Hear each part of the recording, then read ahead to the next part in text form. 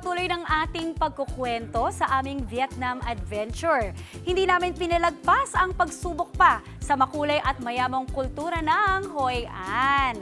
Ang aming naging Vietnamese Cuisine 101 at paggawa ng lantern. Ito po, panoorin natin.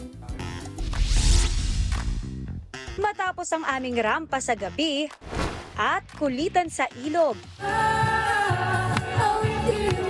mas kinumpleto pa namin ang aming trip sa Hoi An sa pag-i-experience ng buhay na buhay nilang kultura. At syempre, hindi mawawala riyan ang pinagmamalaki at world-class nilang culinary heritage. Ang sarap kaya ng pagkaing Vietnam. Kaya naman, kasama pa rin ang ating Tara na Sasaya with a Trip promo winner na si Luis at ang kanyang kapatrip na si Leonard. Para feel na feel ang experience. Heto, with matching toque hats pa kami. Wow! Chef Yarn! Ang isa sa mga ginawa namin, itong sikat na Viet food na fresh spring rolls o sa Vietnamese term, Goi Kun. Sariling version nila ng lumpiang sariwa. Pero itong sa kanila, may vermicelli noodles, may mga gulay, may meat o kaya naman hipon. At ang wrapper, rice paper. Kapag nabalot na ang lahat, huwag kalimutang i-dip sa kanilang sausawan na espesyal na patis.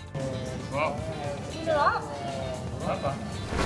Heto, fun fact, sa Vietnamese cuisine, lagi raw na may rule of 5 sa panlasa.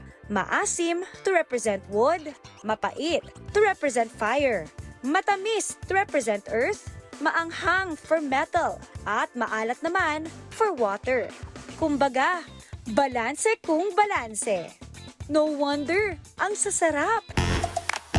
Isa pang hindi mawawala sa kultura ng mga taga rito sa Hoi An, ang kanilang pinagmamalaking mga naggagandahang lanterns. Of course, hindi rin namin pinilampas ang pagkakataon na matuto kung paano gumawa ng mga ito. Seryosong-seryoso kami.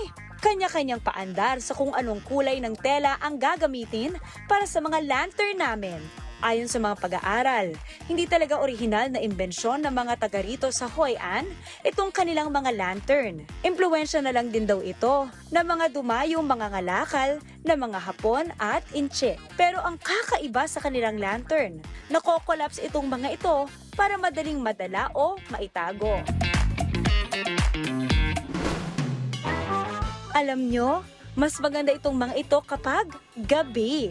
Pero bukod sa mga ito, isa pang hinahangaan kapag gabi rito sa Hoi An, ang kanilang night boat rides sa Ho Ai River. Very tangled ang feels sa ilog na may mga nagkalat na mga lumulutang na kandila. Hi! Jam-packed ang naging araw namin na yan.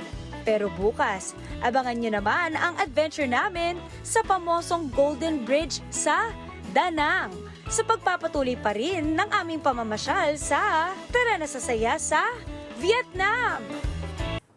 Mga kapatid, Maui David po. Para laging updated sa viral food spots at unique destinations, mag-follow at subscribe na sa social media pages ng News 5.